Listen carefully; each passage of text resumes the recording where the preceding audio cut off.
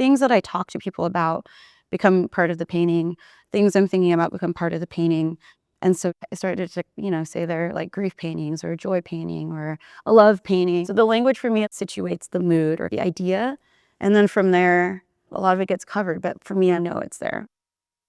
I'm Grace Rosario Perkins, and this is my show, Circles, Spokes, Zigzags, Rivers, in the first floor gallery of the Whitney. It's a collection of 9 paintings made over the last couple of years, and then one of my first large-scale mixed media sculptures in the center of the room. I'm from Santa Fe, New Mexico originally. That's where I was born and raised. I'm currently living in Brooklyn. It's important for me to contextualize where I'm from in terms of my family. So on my mom's side, she's Navajo, Dene.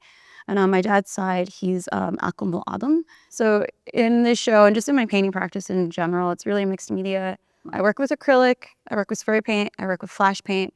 I work with a lot of found materials. I'm kind of a bit of a compulsive hoarder, and I'm always grabbing things and kind of collecting things, maybe not even with the intention of them being in a painting. And there's this intuitive practice of viewing things and taking them away and kind of having a negotiation of what the painting's going to be about through object and text.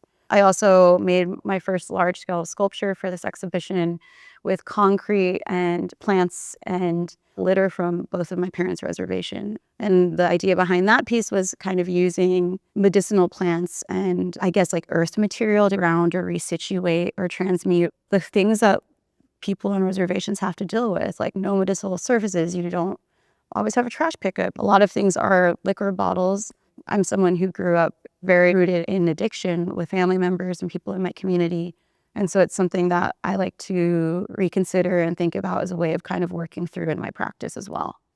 I have a mentor named Lonnie Hawley, who's an artist. And about 10 years ago, Lonnie told me to make this like sculpture. He often tells me what to do, as elders and mentors do. I don't always do it, but he told me to make this sculpture where I would take found materials on the reservation and work with kids actually to like put them in concrete as kind of this like symbolic spell gesture to be like, we don't have to be in such static proximity to these things.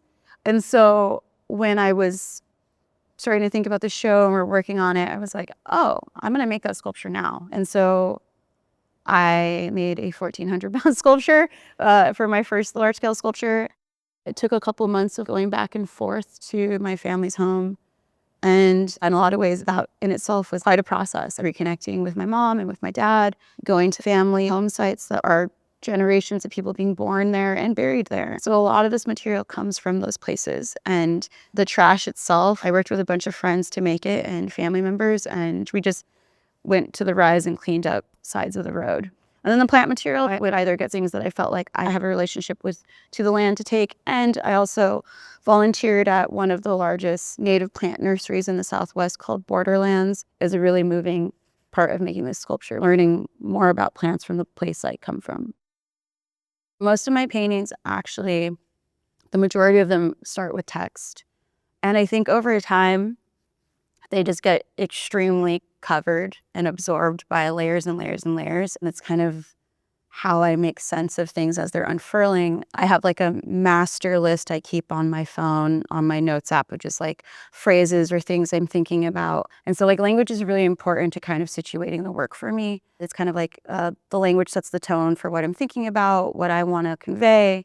And then even after a while too, like the negotiation of what gets taken away also sets the tone. It kind of creates what the piece will be for me or what actually is important, or having kind of a sense of also privacy in my work, even though it is very personal. There's something about taking it away that kind of makes that happen for me. I kind of have like a vocabulary that I've been building for a few years now. I'm a self-taught artist, so there's a lot of urgency in my mark making. I always tell people that I consider art school for me when I spent over a decade working in education in the Bay Area. I worked with adults with disabilities for a long time and youth, and I did elder art programs, and I worked with people in hospice doing art. There was an artist at Creativity Explored named Marilyn Wong. I often talk about her as my greatest painting teacher. She would tell me what colors to mix for her, and I would just bring them to her. And one day I stretched this big canvas for her, and she just laid out this giant circle. And I remember watching her just being like, oh, the body. Freedom, yes, taking up space, maximalism. So that was one of the first times that I actually learned from watching other people about mark making and having this freedom and your body, your scale. So I think that's something I also like to play with in my work. I like having large scale. I like having an urgency. I don't really believe in mistakes. I rip up my paintings and put them in other paintings. Everything's kind of like a material that can be like recycled. So I believe in this constant frenetic editing, and that's kind of how the paintings come together. The title of the show, Circles, Spokes, Zigzags, Rivers, I came to through, well, one of the pieces in the show has these giant flowers as the first thing I lay down. Like there's always an urgent thing. So I was actually reading this book called Flower Worlds, and they were talking about different tribal communities throughout the Southwest and parts of Mexico where flowers are kind of viewed through this lens of sacred knowledge. And I was looking at specifically petroglyphs near my dad's land, and there was beautiful flowers. So I laid those down in one of these paintings. So these petroglyphs spoke to me. And the way that they're classified is through a system. If it's a flower, they're like, is it a circle? Is it a spoke? Or is it a zigzag? And I thought that was interesting as kind of this like classification. But then I was also thinking about it as the building blocks of language in my painting and the abstraction. Like I do use a system of symbols. And then rivers itself refers to my dad's tribe is more or less known as a river people. And then being in the Southwest, I had a really deep relationship to the Rio Grande for years. I guess, yeah, in a way, it's like a way for me to kind of honor my relationship to these places I'm from through this kind of like abstract language and also acknowledging the water source, which is really important. I talk about them as almost like journals in a lot of ways. I don't even think I keep a journal anymore. I just make paintings. And when I make a painting, it's very much like a dense little vessel of where I'm at in my life. This show has kind of a variety of paintings from the last few years, but in the last few years, I've like lost someone really close to me suddenly. And my grandma also had a series of strokes and is currently in the hospital and has been there for a few years. So those things are kind of things I've worked out in a few of these paintings in this show. There's one painting in this show that has my grandmother's handwriting on it. I had her keep a journal, and while I was working on this show, I found it in my studio, and I was just so emotional because she just started talking to me throughout the journal. Like it started like a very sweet log of her day. Like I got up, I watched like Good Morning America or something, you know, like very like grandma. Like I had toast, but then like at a certain point it got to this thing of just like, I love you, Grace. I miss you. And then till tomorrow, good night. And that's my grandmother's handwriting. And, you know, it's kind of intense for me too. So it's like by the end of that journal, she had stroke. And so her handwriting got really wiry. And so it's like I have this little document. And so I wanted to make a piece just to like honor her or like remember that or have this little capsule of processing that. I'm saying like grief painting. I've caught myself doing it more than once, and curators have asked me like, what's a grief painting? And I'm like, oh, I guess it's like kind of these things, like having an intention or a memory or something and trying to like extract meaning for myself. But again, like while also kind of maintaining some things a little bit more private or intentional for myself. Even though the work's inherently might look a little chaotic, I have parameters I work with.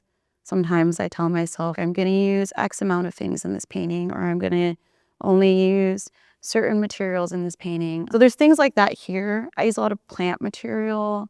That's intentional. A lot of the plants I use in my paintings, I have a personal relationship with. I have this painting here, and it's got a really long title. It's like, Now I'm Making Money. It feels good to be single and to mingle with the ladies while their earrings jingle.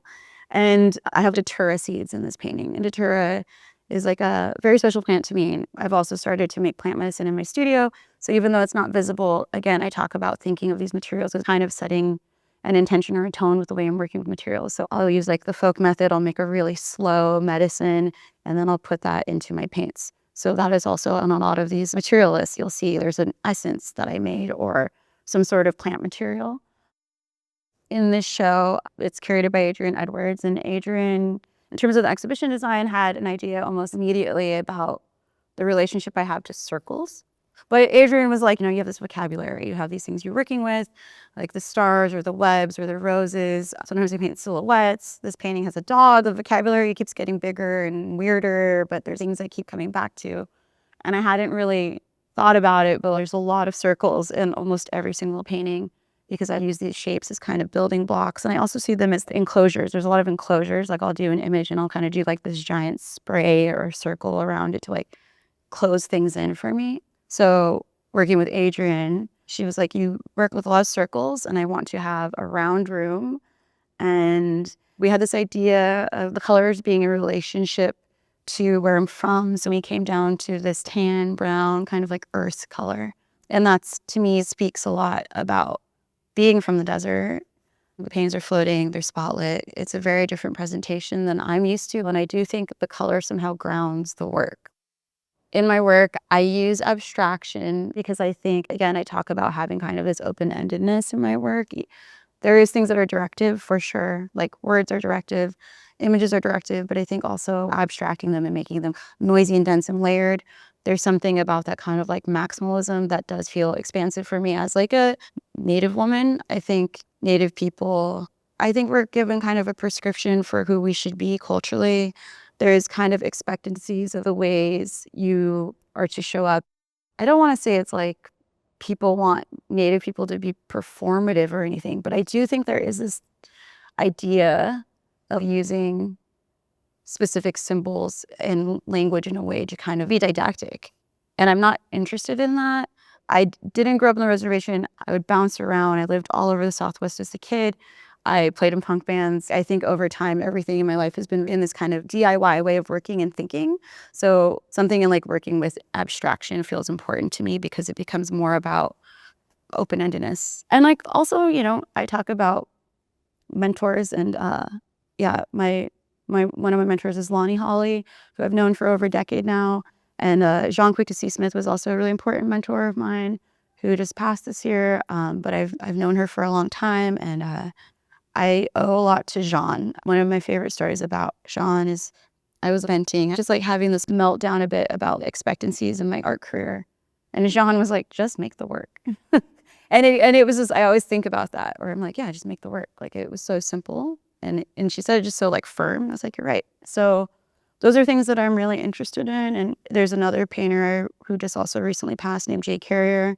I actually knew him when I was a little girl, and he was a friend of my father, and we reconnected in the last year. But I think this thing like with Jean and Jay, like I feel like this year in particular like clicked for me as being part of kind of a legacy, and not in this like heavy-handed self-important way. I'm not like I'm part of a legacy, but I had this, I just really hit me where I was like, just someone like Jay and Jean are like very important predecessors for me as a, yeah, like, I don't know, for lack of a better word, kind of like a weirdo Native painter. Like they were too. And I feel like they're very, very important to like the way I think about moving through my practice and my career and like who I want to be in these places. With this exhibition, I guess the thing I'd like people to take away, again, I talk about kind of this open-endedness with the language. It's kind of like I don't want to be too direct. I'm like, well, what do you see when you see the phrase come home, or the phrase life experience, or the phrase seduction? I know where all these sources come from for me personally. There's, the didactic labels explaining the source material for me and how these come together, but I'm interested in just that in itself for people, looking at language as a way to kind of like resituate their relationship to painting and also to themselves. And I think also a really important part of who I am is I am a self-taught artist. I didn't go to art school. And I think institutions are changing. And I think we're letting more artists like myself into them. And systems are kind of getting a little reorganized. And one thing I really think about, I'm like, if a young Native person is in this gallery and sees this work and they're excited, maybe they don't have to go to art school. Maybe they can just make work. Maybe they can discover themselves over time.